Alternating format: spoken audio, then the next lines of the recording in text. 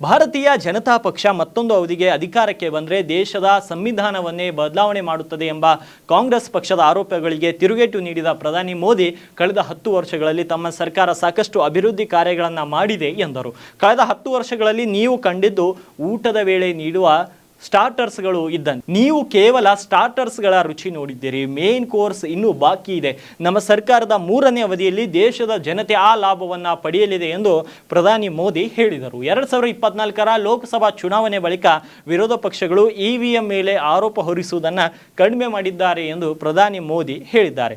ಮಹಾರಾಷ್ಟ್ರ ರಾಜ್ಯದ ನಾಗ್ಪುರ ಜಿಲ್ಲೆಯ ರಾಮೇಟ್ಕಾ ಕ್ಷೇತ್ರದಲ್ಲಿ ಸಮಾವೇಶವನ್ನು ಉದ್ದೇಶಿಸಿ ಮಾತನಾಡಿದ ಪ್ರಧಾನಿ ಮೋದಿ, ಬಿಜೆಪಿ ಮತ್ತೆ ಅಧಿಕಾರಕ್ಕೆ ಬಂದರೆ ಸಂವಿಧಾನ ಬದಲಾಯಿಸಲಿದೆ ಎಂದು ವಿರೋಧ ಪಕ್ಷಗಳು ವಾದಿಸಿದವು.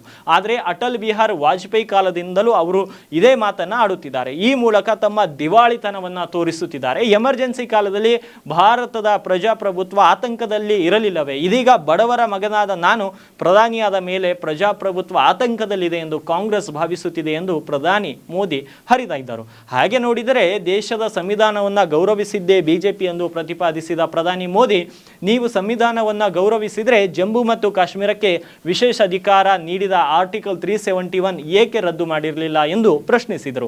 ಆರ್ಟಿಕಲ್ 371 ರದ್ದತಿ ಬಳಿಕ ಈ ರಾಜ್ಯದಲ್ಲಿ ಎಸ್ಸಿ, ಎಸ್ಟಿ ಹಾಗೂ ಮಹಿಳೆಯರಿಗೆ ಮೀಸಲಾತಿ ಸೇರಿದಂತೆ ಹಲವು ಹಕ್ಕುಗಳನ್ನು ಸಿಕ್ಕವು.